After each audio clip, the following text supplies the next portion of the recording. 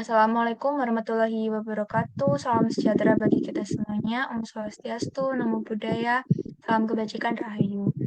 Pada kesempatan kali ini, kelompok kami akan membahas topik makalah berjudul Anti Kekerasan Seksual pada Anak di Bawah Umur. Perkenalkan nama saya Helena. Kenalkan, nama saya Hafidzatul Rofiah. Perkenalkan, nama saya Stefania Candida Senatiba.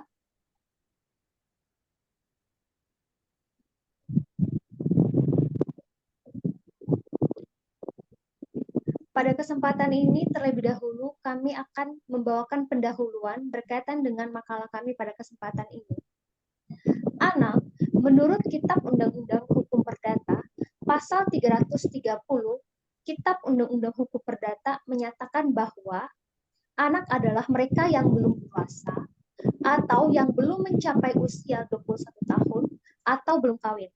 Maka pengawasan orang tua sangat diperlukan terhadap anak karena akan memiliki peran yang penting dalam pertumbuhan dan juga perkembangan anak. Karena pada usia dini adalah usia yang paling tepat untuk anak dapat mengerti dengan baik apa yang diajarkan oleh orang tua. Kekerasan seksual pada anak sebenarnya terjadi tidak hanya dilakukan oleh pelaku orang dewasa ataukah orang asing, namun anak juga dapat menjadi pelaku kekerasan seksual yang notabene pada fase ini sebenarnya anak masih dalam pengawasan orang tua. Nah, ada banyak faktor penyebab mengapa anak bisa menjadi pelaku kekerasan seksual. Bisa dikatakan faktor di dalam keluarga itu sendiri juga berperan, di mana anak yang masih berada dalam pengawasan kedua orang tua harus diperhatikan lebih. Karena dalam usia anak yang masih di bawah umur ini, anak cukup rentan untuk terpengaruh oleh lingkungan dan pergaulan yang negatif. Maka dari itu, kelompok kami melakukan observasi dengan cara wawancara dengan salah satu korban yang pernah mengalami kekerasan seksual pada saat ia masih kecil. Dengan adanya wawancara itu, kelompok kami dan kami berharap agar pembaca dapat mengerti mengapa pelecehan seksual pada anak sering terjadi dan bagaimana dampaknya bagi korban anak itu sendiri saat mengalami pelecehan seksual.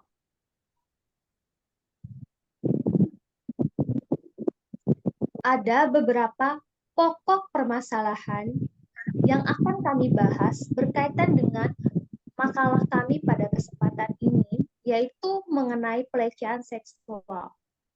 Yang pertama, kami mau membawa kita semua bertanya mengenai apa penyebab kekerasan seksual pada anak dapat terjadi. Bagaimana tindakan korban dalam mengatasi trauma akibat kekerasan seksual, dan bagaimana peran orang tua membantu korban pelecehan seksual dalam mengatasi trauma. Permasalahan-permasalahan ini akan kami bahas satu persatu.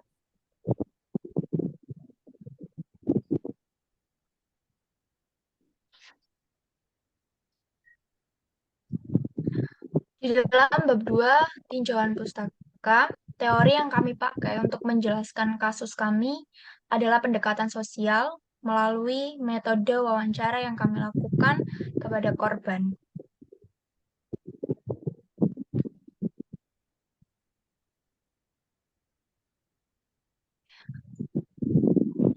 Jurnal yang kami pakai untuk kami review, salah satunya adalah jurnal dengan judul Kajian Hukum tentang Tindak Kekerasan Seksual Terhadap Anak Indonesia dengan penulis Anastasia Hana Sitompul. Tujuan dari penelitian, anak sebagai aset bangsa dan penerus generasi bangsa rentan akan tindak pidana kekerasan seksual, sehingga perlu dilindungi oleh hukum. Hasil dan bahasan dari jurnal tersebut adalah, secara normatif, undang-undang menjamin upaya pemenuhan hak anak, tetapi pada kenyataannya, aturan-aturan yang ada tidak memberikan dampak positif bagi anak-anak di Indonesia. karena melihat kenyataan yang ada bahwa kekerasan seksual terus menimpa anak-anak yang mengakibatkan psikologis anak menjadi terganggu, sehingga anak mengalami trauma yang hebat yang menyebabkan terganggunya kejiwaan anak dalam proses pertumbuhan dan perkembangannya. Selain itu, KUHP bagi anak terhadap kekerasan seksual merupakan pertanggungjawaban pidana terhadap pelaku, bukanlah pertanggungjawaban terhadap kerugian atau penderitaan korban secara langsung dan konkret, tetapi lebih tertuju pada pertanggungjawaban yang bersifat pribadi atau individual.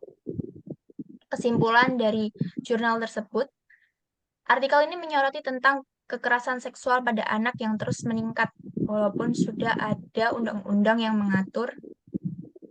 Selain itu juga menyoroti tentang Undang-Undang KUHP kekerasan pada anak yang dinilai hanya menyoroti pertanggungjawaban pidana pelaku tetapi tidak dengan kerugian yang dialami korban. Selanjutnya yakni metode penelitian. Metode yang kami pakai untuk mendalami file studi kami adalah metode kualitatif dengan pendekatan studi kasus di mana kami melakukan pendekatan sosial dengan korban dalam mengumpulkan data.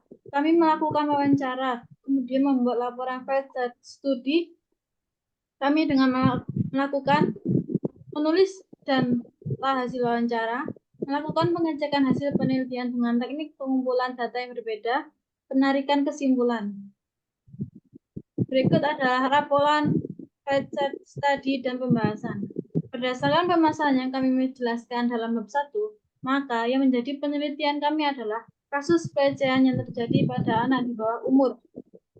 Yang terjadi korban pelecehan seksual yang telah kelompok kami wawancara ialah korban mengatakan bahwa kekerasan seksual yang dialami korban dilakukan oleh seorang anak yang masih duduk di bangku sekolah menengah pertama, yaitu SMP.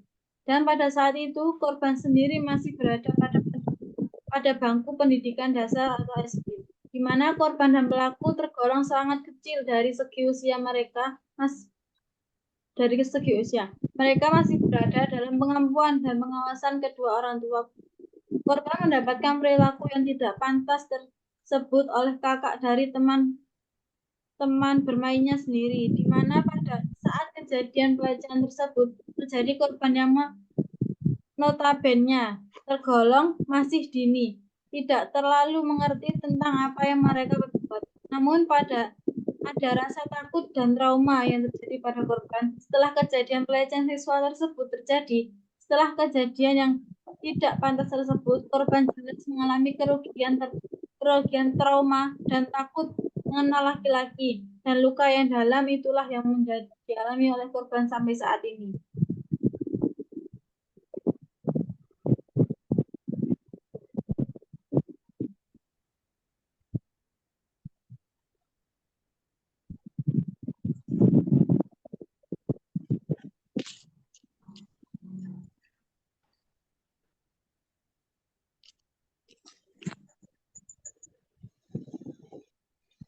Analisis mikro dan makro. Berdasarkan hasil penelitian, struktur mikro yang terdapat dalam wawancara bagaimana kekerasan seksual dapat terjadi pada anak.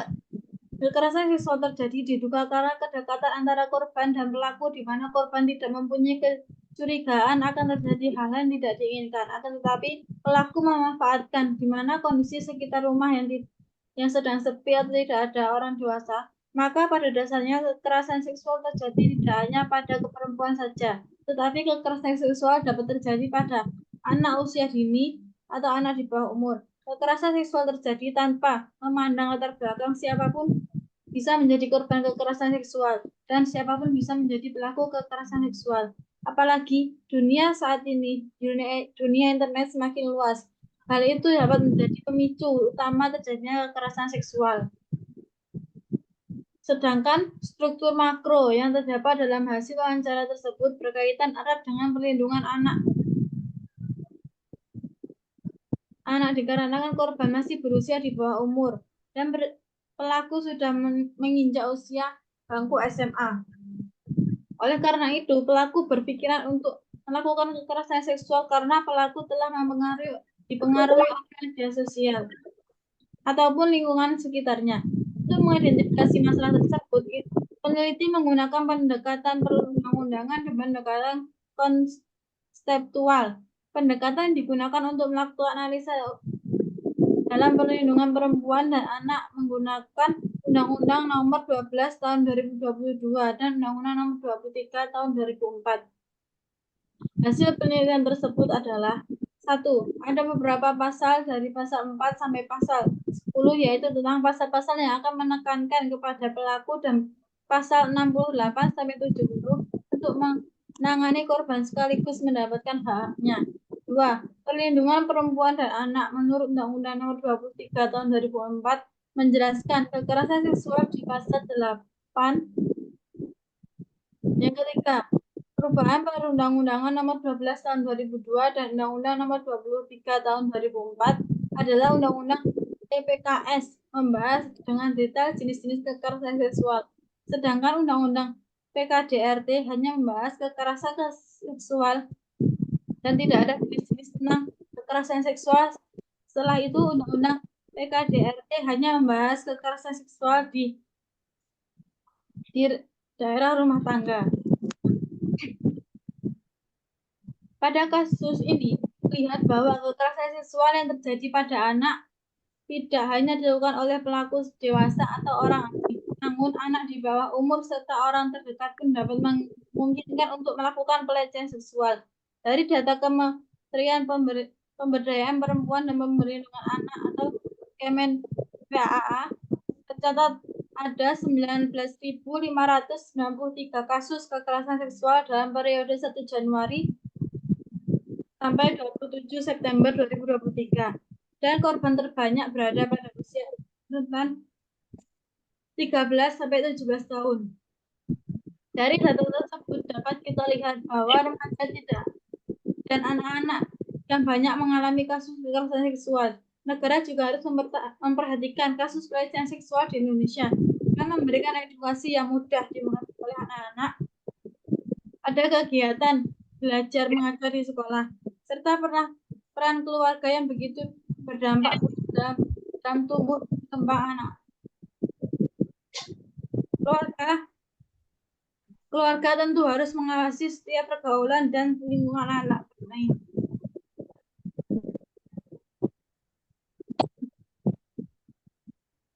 Tunggal peristiwa salah satu korban, LSM perempuan, mengemukakan pelecehan seksual merupakan tindakan yang kerap terjadi, namun korban biasanya tidak melaporkannya karena malas berurusan dengan aparat atau sulit membuktikannya.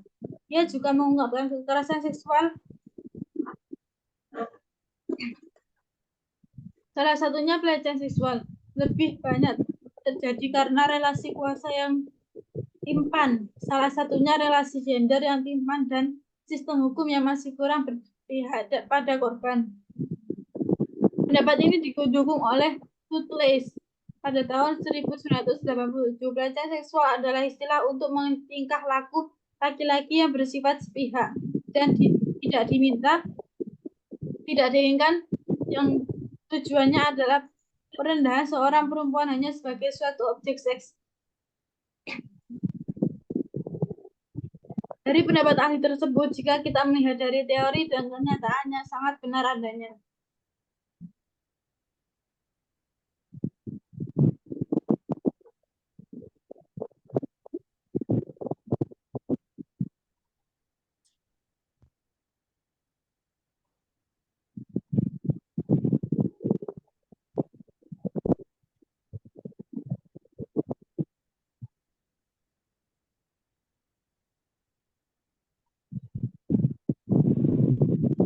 Kesimpulan dan saran. Kekerasan seksual adalah hal yang dapat terjadi kepada siapa saja, terlebih anak sebagai korban rentan terhadap kekerasan seksual.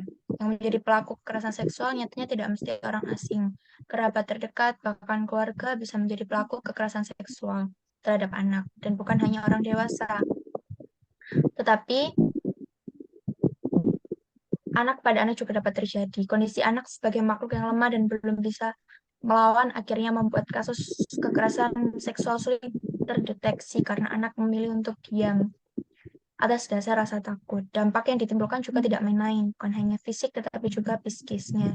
Anak juga masih dalam usia bermain, tumbuh, dan berkembang, harus hidup melawan trauma kekerasan seksual. Orang tua memberikan pendidikan seksual kepada anak sejak dini, walaupun zaman dahulu mungkin dianggap hal yang tabu atau tidak pantas dibicarakan kepada anak. Tetapi, melihat realita kehidupan zaman sekarang yang kalau boleh dikatakan tidak begitu ramah, anak pendidik seksual menjadi hal yang utama. Pendidikan seksual kepada anak bisa dilakukan sesederhana menunjukkan ke anak bagian tubuh yang boleh dan tidak boleh disentuh oleh orang lain. Selain itu, keluarga harus bisa menjadi tempat yang aman bagi anak dalam meluapkan segala emosinya dan berbagai cerita apapun. Oleh sebab itu,